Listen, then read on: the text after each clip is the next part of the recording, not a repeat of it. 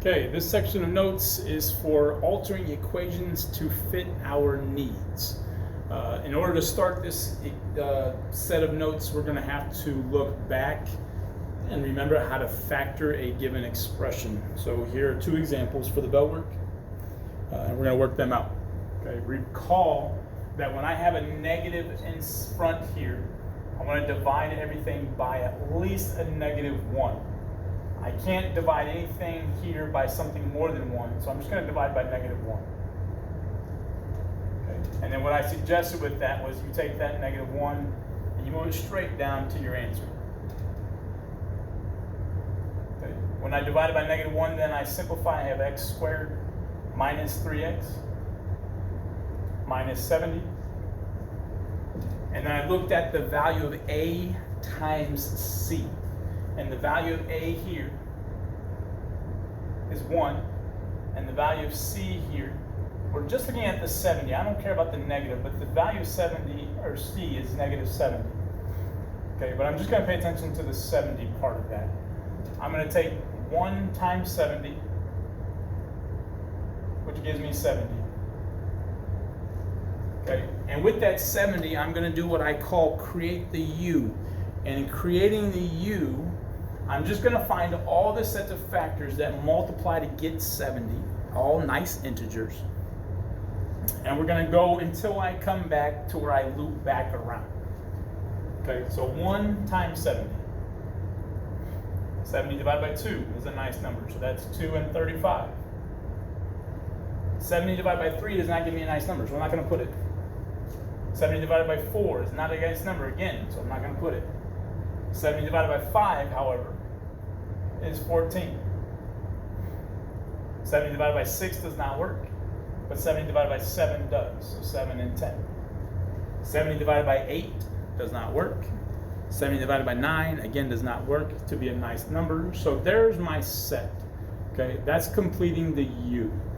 Again, I go from 9, and then the next number I go to is 10. So I've already got that set there. There's no point in going back around and rewriting everything. Okay. We're then going to pay attention to this second sign, and that's the operation that I want to use with these sets of factors to combine to get this number. So I need to set that subtract to get -3. So that means I'm going to have to subtract the larger number from the smaller to get a negative value. So if I take 1 minus 70, that does not equal -3. If I take 2 minus 35, that does not equal -3. If I take 5 minus 40, also not -3. However, if I take 7 minus 10, that does equal -3. Okay? So my suggestion here is to then rewrite these. I'm just going to replace this term with these two numbers. So I'm just going to move this out, x squared. This is a positive 7, so I'm going to put plus 7x. And this is a minus 10, so minus 10x. And then the minus 70 drops down. From here, then, we put things in parentheses and grouped the first two. Left the sign in the middle and grouped the second two. We had to pay attention here because that middle sign is a minus. And when I took and put that parenthesis between the minus and the 10x, I now changed it from being minus 10x to minus something, or -1 times 10x. So I've changed the sign on this term, which means I need to change the sign also here on that term. It becomes the opposite sign. I then looked inside each set of parentheses here. I have x squared plus 7x. I had to find out what they have in common. So I can take an x off of both of those. So I'm going to divide it by x. I'm going to divide it by x. And that x came out front. So I have x times what's left. X squared divided by x is just an x. 7x divided by x is just that 7. The sign in the middle here just drops down. And then I repeated what I just did for the second set of parentheses. I have 10x and 70. I can divide both of them nicely by 10. Okay, that's the largest I can divide by. Okay, because again, I'm trying to find the greatest common factor of each thing. So the 10 comes outside. 10 divided by 10 is 1, so I just have the x. 70 divided by 10 is 7, so I have plus 7. Okay, and again, pausing here like I suggest you do is looking at those sets of parentheses that we have after we divide by the greatest common factor and pull it out, is that those sets of parentheses should be identical. If they are not the same, you either didn't pull out enough or you just messed up and pulled out something that wasn't supposed to be pulled out. Okay. I then take the greatest common factors here outside, and all I'm doing is sliding them together and putting them in a set of parentheses. It can go first or it can go second. So I have the -1 that I brought down. I have x, and again I'm just going to shift this over, so minus 10. And then whatever's here inside of these parentheses, again it's the same, should come down for that next one, so x plus 7. So this is my factored form of that problem up at top. Okay. Repeating the same process for number 2. Notice we don't have the negative in front, so I don't have to worry about dividing by that -1. So I can go right into 15 times 2, which is 30. And again, finding all the factors or completing the u for 30, we have 1 times 30. I have 2 times 15. I have 3 times 10. And I have 5 times 6. Those are all the factors of 30. And again, now I'm looking at that second sign, and I'm going to find out which factors then add to get 13. Okay? Important thing to pay attention to here.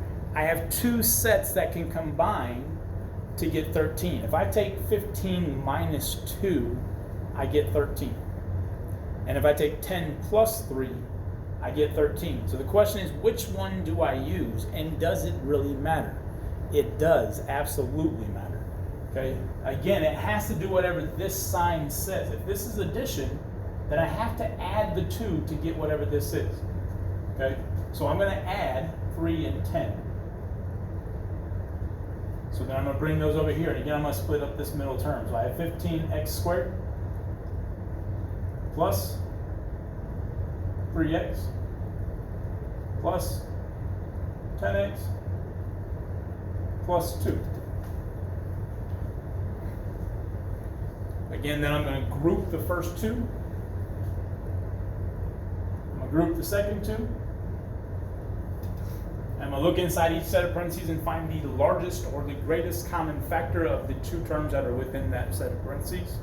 So if I have 15x squared and 3x, I can divide both of those items by 3x. So 3x and 3x. Okay, that came outside the parentheses. And if I took 15 divided by 3, I got 5. X squared divided by x, I just have an x left. Here I have 3x divided by 3x. That would be 1, so I have to put plus 1. I cannot lose that placement. The plus sign here, whatever the sign again in the middle is, comes down. I have 10x plus 2. I can divide both of these by 2, which means that comes outside. 10x divided by 2 is 5x. 2 divided by 2 is again 1, so plus 1. And again, taking a second to look and see that those sets of parentheses are the same. And again, I'm going to take whatever the greatest common factor is here and here, and I'm just going to bring them together. So 3x plus 2. And then whatever's here will just come straight down. So it's 3x plus 2 times 5x plus 1.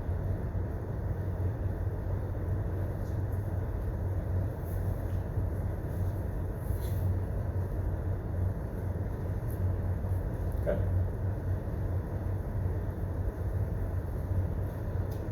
Moving on to the actual notes, we have 9 pages of the notes to go through, so this could take a little bit. Depends on your speed. Okay, and you can always pause or rewind this video if you need to. Okay, so review on factoring expressions. So what we just did was factor some expressions. So again, that was a review already, but here's just kind of laid out for you in words. Okay, so if you're given a standard form equation or an expression in the form ax squared plus bx plus c, you're going to take that a value times c. You're going to complete the u. You're going to find the set of factors that combine by that second sign to get that middle number. You're going to remove the middle term and replace it with the two terms that you found. And then you're going to group the first two and group the last two like we did, leaving the sign in the middle. Then you're going to find the greatest common factors of each of those sets of parentheses. And then you're going to write your factored version. Okay, and there, notice that I put check. You can always go back and multiply these out, okay, or FOIL, or distributive property as I prefer to state, and check that your answer comes back to be the same equation that I gave you.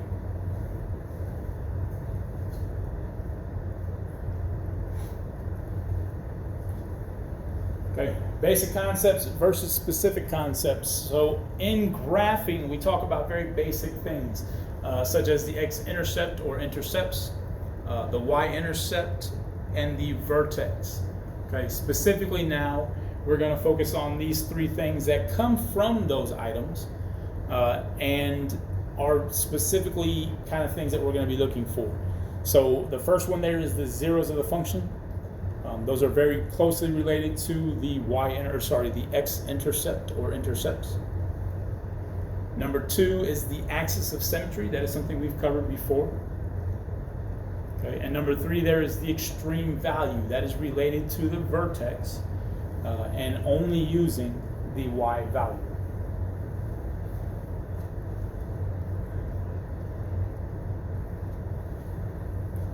Okay, so definitions here. The zeros of the function. The zeros of a function are the values of x that form the x-intercepts. So for example, if I gave you the x-intercept of -5, 0, that is an x-intercept. I want the ordered pair if I'm asking for an x-intercept. However, if I'm asking for the zeros of the function, I would be looking for x equals -5 or just -5. The axis of symmetry, again, we are looking at the values of a, b, and c as they are in the equation presented.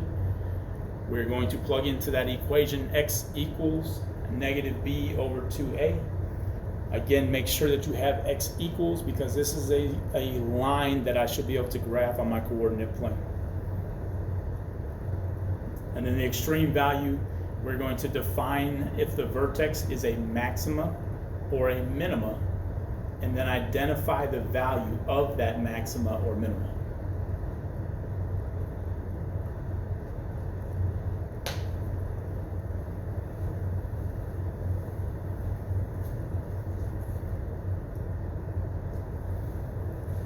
Okay, identifying the zeros of the function. So I'm going to go through this section, but I'm also going to modify this a little bit here. Notice at the top there it says if the expression is unfactorable. And then there in the middle it says if the expression is factorable. Some of you will be more comfortable factoring than others. It'll come very natural. You won't have to actually work through all the process. You should be able to factor it out kind of in your head. If that's the case, by all means, use that middle set there. Step 1, factor. Step 2 is take each of the set of factors and equal it to 0. And then step 3, you're going to solve for the variable. So you're going to use, again, what's called the zero product property. Okay. However, in this section, my suggestion is to use that top equation here. Okay, and this should be equal to x, or x equals. Okay, I do want to see x equals. This is known as the quadratic formula. Okay, we will do a project on the quadratic formula. You are going to create a video that is going to help you remember that formula forever and ever. Okay, it'll be super fun, at least for me. These are known as the roots of the function. So my suggestion is going ahead and plugging into that equation, and just go ahead and get yourself familiar with that, because you're going to use that a lot in the next unit.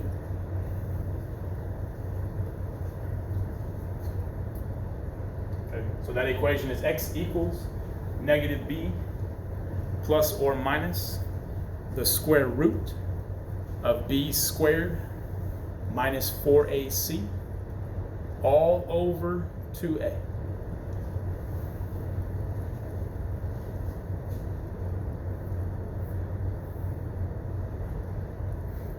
Okay, so some examples. We've got 4 pages left here. Here, you're going to find the zeros of the function. So again, what we're going to do for the zeros is we're going to plug into the quadratic formula or factors. So if you look at number 1, I've already got that one factored. Okay, so I'm just going to use that property I talked about in the middle there. Okay, I'm going to take each of the set of parentheses.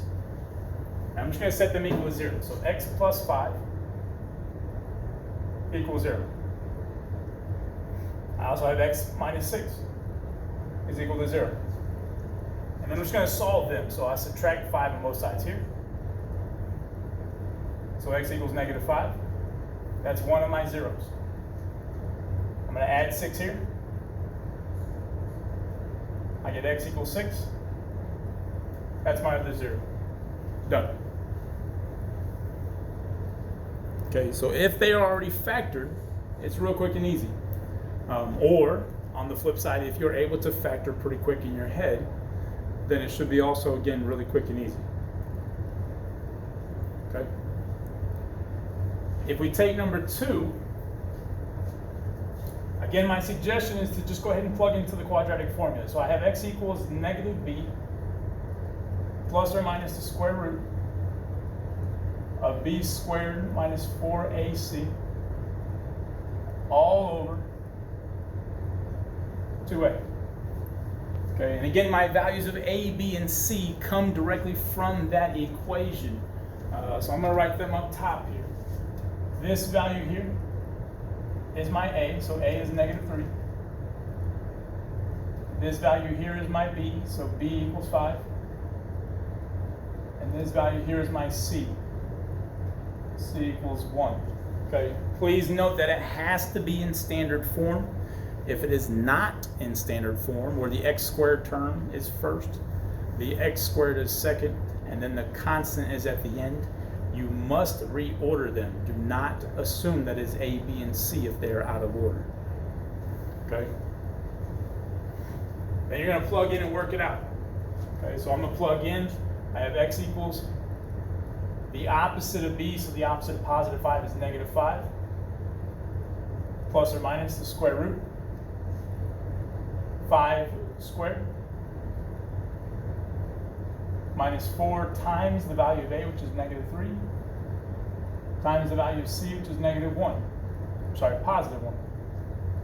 Divided by 2 times the negative 3. Okay, and you can do several things here kind of at the same time. Again, it depends on your speed here.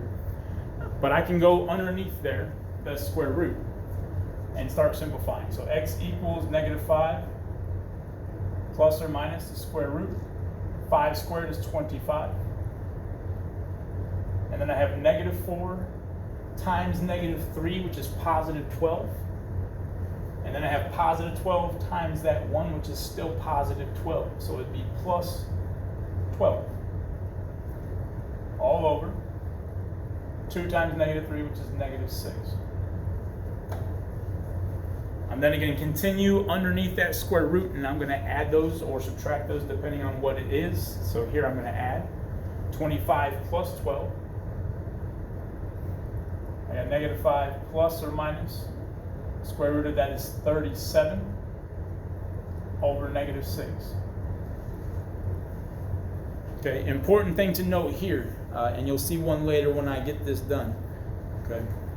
You're going to look and see if that number underneath the square root is a perfect square. If it is, you will be expected to continue. If it is not, at the moment, we don't have any other information other than just leave it alone. Okay. I don't want any decimals. I want this left as it sits. So the square root of 37 is a little over 6. It is a decimal. So I'm going to leave that alone. This is the answer that I'll be looking for.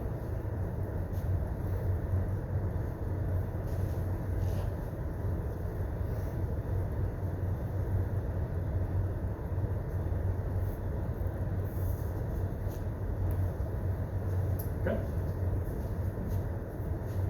Moving on. On these, we're finding the axis of symmetry. So again, this is something that we've done before. We're going to identify the A, B, and C value just like we did with the last problem. And we're going to list them out. So underneath it, I'm just going to put A is the 2. B here is that 8. C here is that -9. Okay. So my equation was x equals the opposite of B over 2 times A. Okay. Again, my suggestion would be until you get really comfortable with that equation and remember it for sure, I would write it every single time. And don't forget the x equals. If you don't have x equals, you're going to lose a point because of that. Okay, it's essential. The opposite of positive 8 is -8 over 2 times 2, which is the -8 over 4, which becomes -2. So x equals -2 is my axis of symmetry. Okay, or again, my AOS as I referred to it before.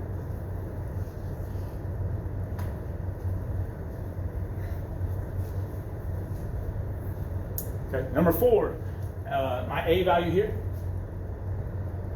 is 5. My B value is -7. And my C value is 51. Again, plugging in, x equals the opposite of B over 2 times A. The opposite of -7 is now +7 over 2 times 5. Gives me 7 over 10. Okay, I can't reduce that, so my answer is x equals 7 over 10. Okay.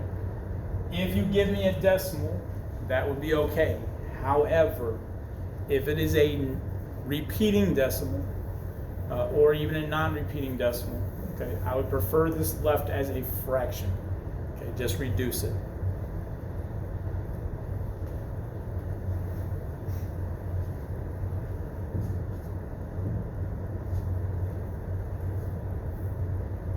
Okay, moving on to the extreme values now. So the last section of this, we then have 2 examples of just finding the extreme value.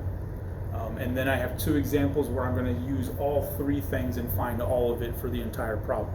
Okay. So procedure here, you're going to identify the function as having a maxima or a minima, and that's the leading coefficient that we're looking at. Okay. So that's the A value. If the A value is positive, then we have a minima.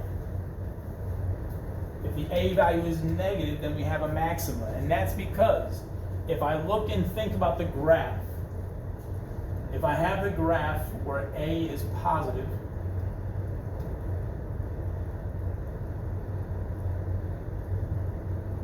and I have a graph where A is negative,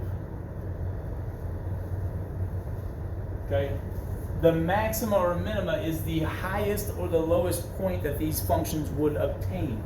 So if I look at a positive function shoots up and goes up as far as it can go and continues on forever. So this is then for a minima, because this is the lowest dot that we would ever get to before it goes back up. Okay? And vice versa here. If this is negative, then my function is going to go down forever. And if I look at that very high point there, that is the highest that the function will ever go to. So if the value has an A value that is negative, then it is a maxima. Okay, I will be looking for that word, minima or maxima. If you do not have it, you'll lose a point. Okay, step 2 there, find the axis of symmetry or the AOS. And then you're going to take that value for the axis of symmetry and you're going to plug it into the function and evaluate. Okay, all you're going to do is work it out.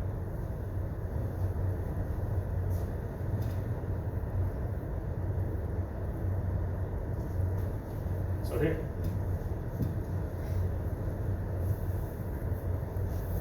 Okay. Again, we're going to identify if this is a maxima or a minimum. Okay. And I'm going to look at this value here, my A value. A is positive 1. B here is 6. C is negative 8. Here, since A is positive,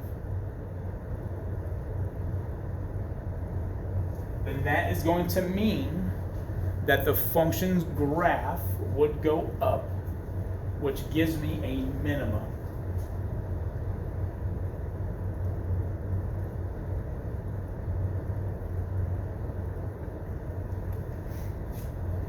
Okay, and again, that is because the A value is positive. The next part of this, I was going to then find my axis of symmetry, so my AOS. I have that x equals the opposite of b over 2a. And plug in, I have the opposite of 6, which is negative 6. 2 times 1, so that's negative 6 over 2, which is negative 3. Okay, then step 3 said that I'm going to take whatever that value is, and I'm going to plug it back into the equation. So I'm going to go up to here, and any place I see x, I'm going to replace x with the negative 3. So negative 3 squared plus 6 times negative 3 minus 8. Following order of operations, or PEMDAS. Okay, please excuse my dear Aunt Sally. Negative 3 squared is 9. 6 times negative 3 is negative 18. Minus 8. Addition, subtraction from left to right. 9 minus 18 is negative 9. Minus 8, which gives me negative 17. Okay, so my extreme value is negative 17. That's the lowest that it would go. Okay, and it is a minimum. Okay. Number 6. Again, doing a similar fashion here, A value here is negative 3. The B value is 9. C value is 7.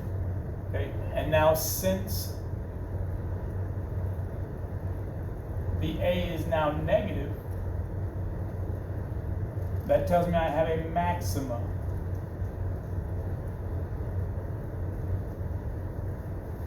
Again, A positive, minimum. A negative, maximum. Okay. Find the axis of symmetry, so the AOS. X equals the opposite of b over 2a, which is the opposite of 9 over 2 times negative 3, which is negative 9 over negative 6. You're going to reduce that. So negative and negative makes this a positive. And I can divide 9 and 6 by 3 each, which is going to give me then 3 over 2 as a simplified fraction.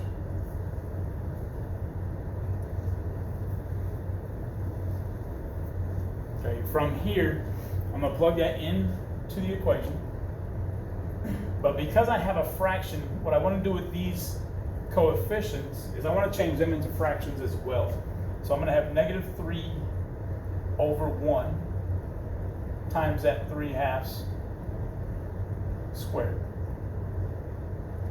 plus 9 over 1 times the 3/2. And I'm even going to change that constant to a fraction. Okay, and the purpose here is because we're going to have to add these fractions together. Okay, you can use a calculator.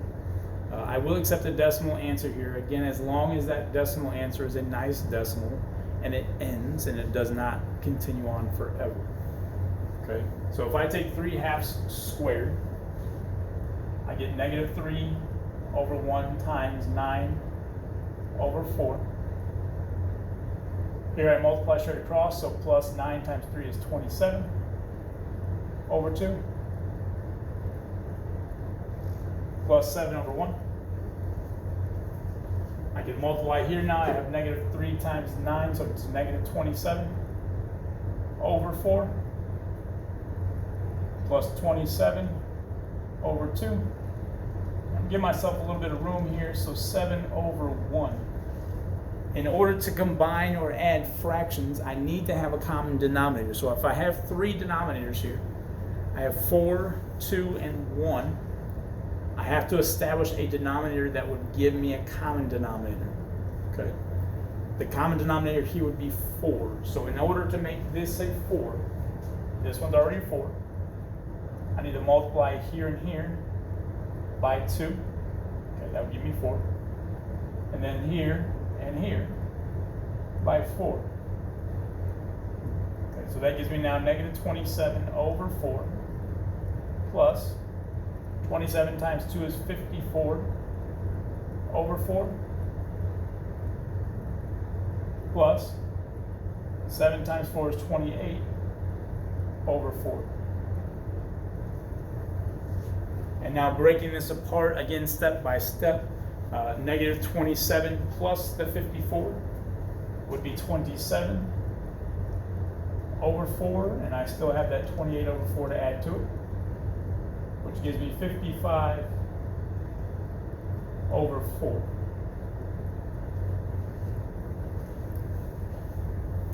Okay. If you give this to me as a decimal and you had 13.75, that would be okay. Okay. Again, it is a decimal that stops and is a nice decimal. Okay, so I would be okay with that.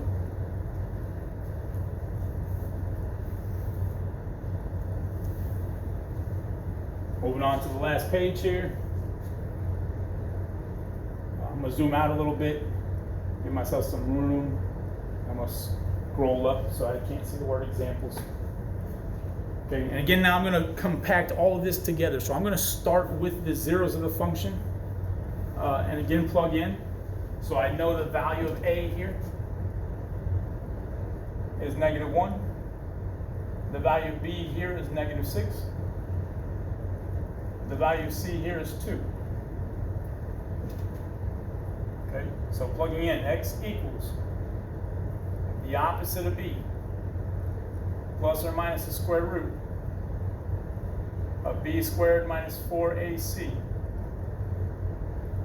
all over 2a. And now I'm going to plug those values in. The opposite of negative 6 is positive 6 plus or minus the square root. I have negative 6 squared minus 4 times a, which is negative 1, times c, which is 2, all over 2 times the value of a.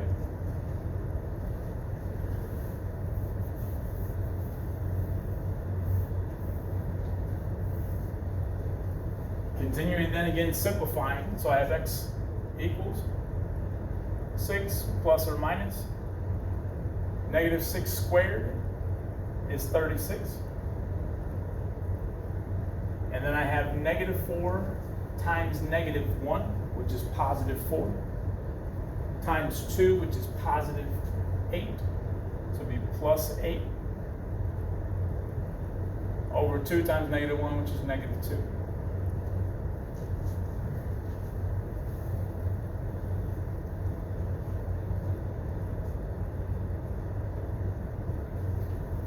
Continuing then, we have x equals 6 plus or minus the square root.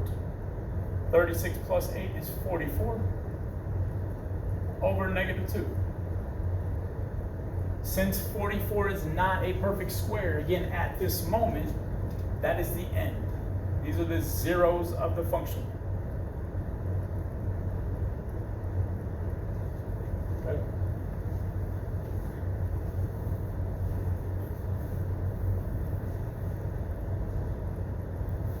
For some space purposes here, I'm going to put the AOS next to this. So the AOS, x equals negative b over 2a. Again, plugging in my values of A and B from up top here. So x equals the opposite of B, which is positive 6, over 2 times the value of A, which is negative 1. That gives me x equals 6 over negative 2, which then gives me negative 3.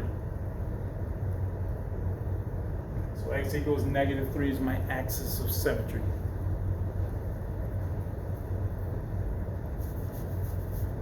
I'm then going to find the extreme value, which means, again, I'm going to do 2 things. The first thing is I'm going to look at this A value and identify if this has a maxima or a minima. If it was a negative, again, the graph would point down and continue on forever down. So since A is negative,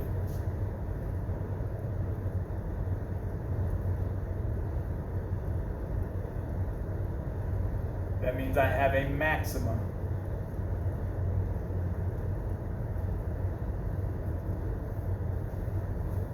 Okay, and to find that maximum, I'm going to take this function again and plug in my axis of symmetry. So I have negative times the negative 3 squared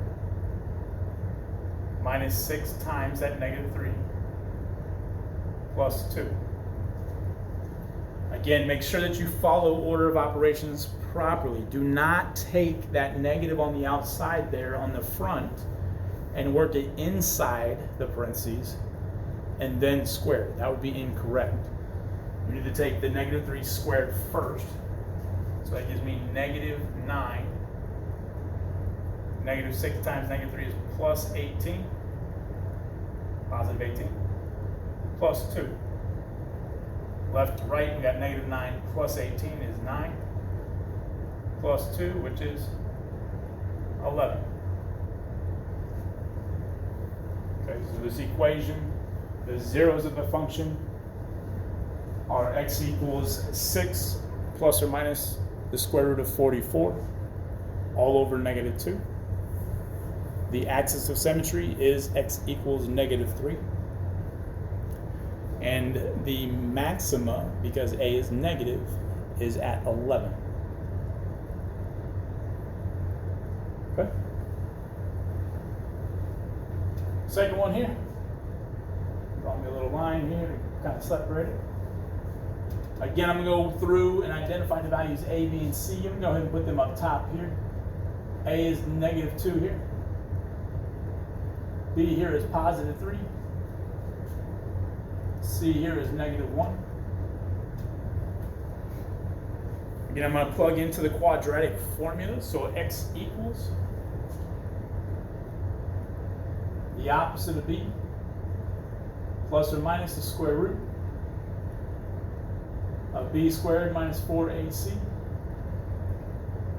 all over 2A.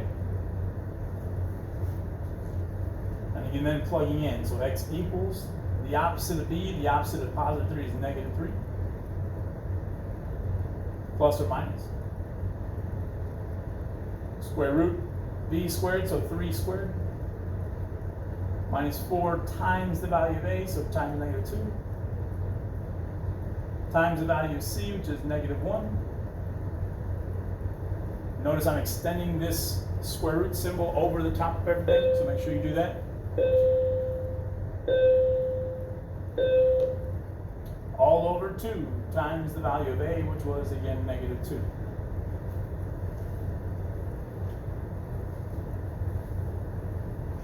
Once we have that, then we're going to again continue to work and simplify underneath and work out some of the stuff that we can. X equals the opposite of 3 plus or minus the square root. 3 squared is 9. We have negative 4 times negative 2, which is now positive 8, times negative 1, which is now negative 8, over 2 times negative 2, which is negative 4.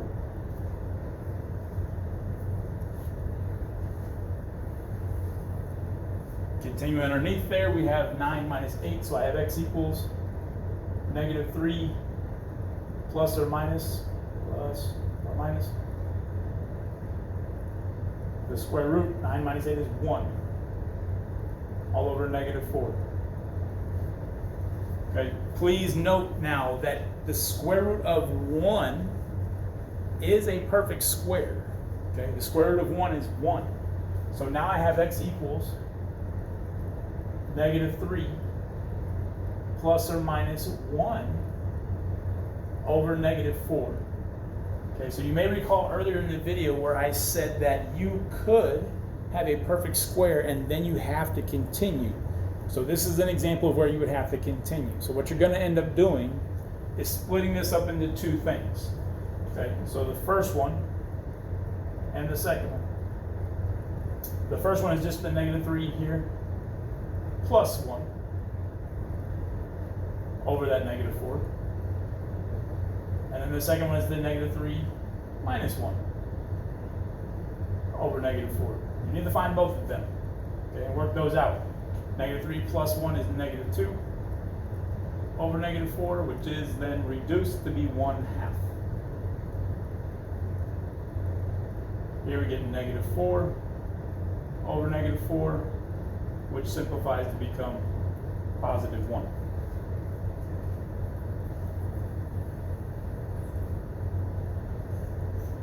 Okay, so again, if we look at the left-hand side there, notice that that square root was not a perfect square. So I couldn't continue. That was my answer. On this side, that what was underneath the square root was a perfect square. So then I can continue and find both actual values.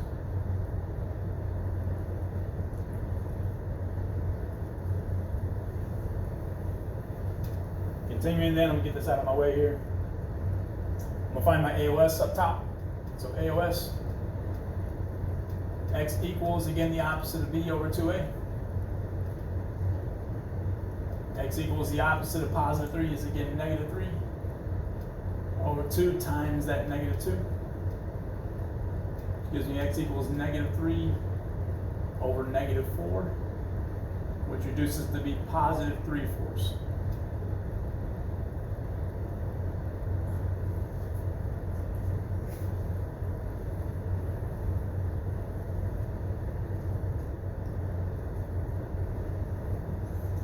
Okay, and again, I'm going to take that value then, and I'm going to look and see if this is a maxima or a minima, and plug that in.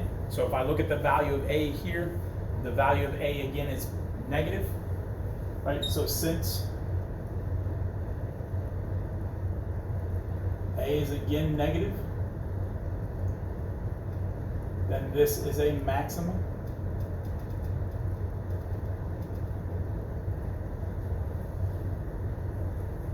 I'm going to try to cram it in here. We got -2 times that 3/4 squared plus 3 times 3/4 minus 1.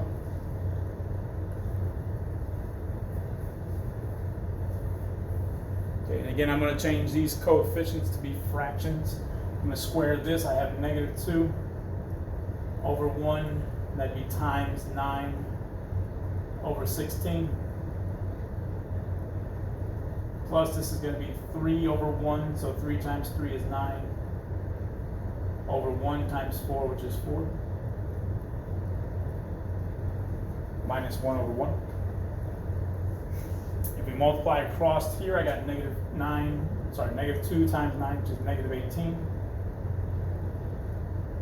over 16. And again, I'm running out of room here, so I'm going to try to look at my common denominator. So I have 16 as a denominator, and the other two fractions are 4 and 1 in the denominator. So my common denominator would be 16. So I'm going to multiply here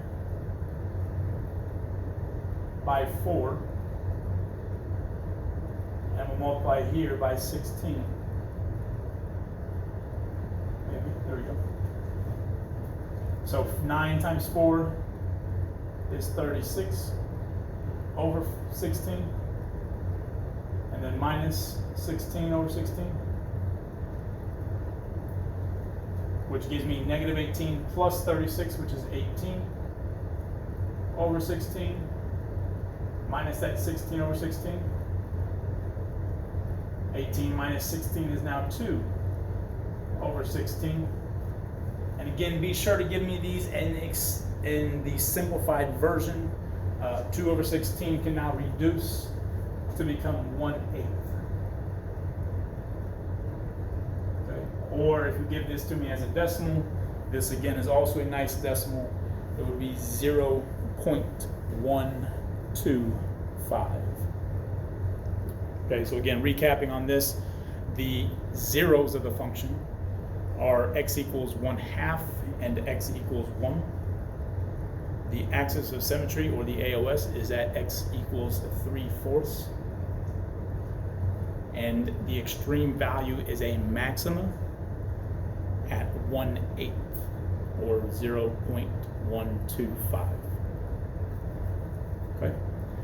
Again, if you have any questions, comments, or concerns, please, by all means, feel free to reach out to me and ask away.